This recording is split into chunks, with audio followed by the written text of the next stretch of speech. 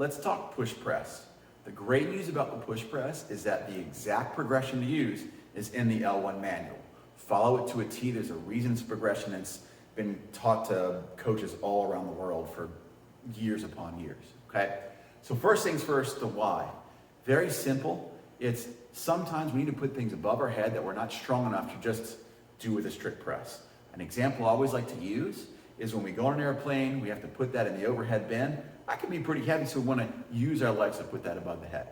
I'll show the push press, then ground up, just as always, right? I talk about the feet underneath the hips, grip thumb distance outside, and then this is usually where we kind of, we remind them of the front rack. They should have seen it as they've already done the strict press, but we talk about that front rack position, elbows just in front, squeezing that belly super tight.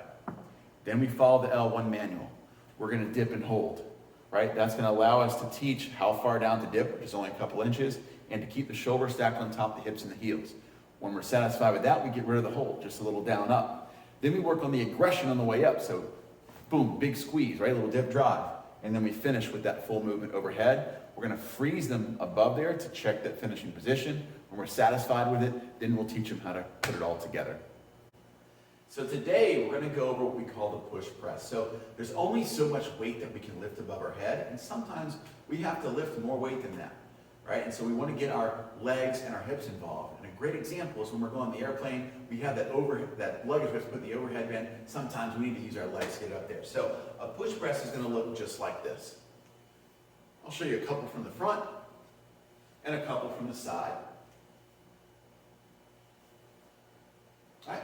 So first things first, let's go ahead and get our feet underneath the hips, grab that PVC pipe, thumb distance outside, and we're gonna get back into that front rack position, right? Normally that bar is gonna sit right across the shoulders, but for now with the PVC pipe, tuck it underneath that chin, and I want your elbows just slightly in front. Squeeze the belly and the bum. Now, we're gonna start with just a little dip and hold. So I'm gonna dip down 2 inches and hold, and back up, and dip and hold, and back up, and dip and hold, and back up. Nice. Now, same thing, but get rid of the hold. So we're just going to go down, up. Excellent. Same thing, but now when you're coming up and you're going to feel silly, I want you to get super aggressive. So squeeze your bum hard, drive to the heels. Looks like this. Excellent. And now we're going to finish with a punch overhead, and I want you to keep the bar there.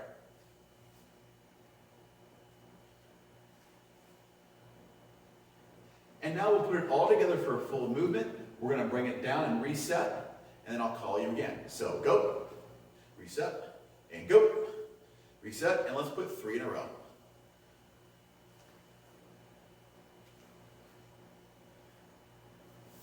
There's your push press. Make sure that we're also talking about when we punch. We should have covered this in the strict press, but they'll probably forget. We go overhead, punch that head through the window because it's going to stack the barbell on top of the shoulders, hips, and heels.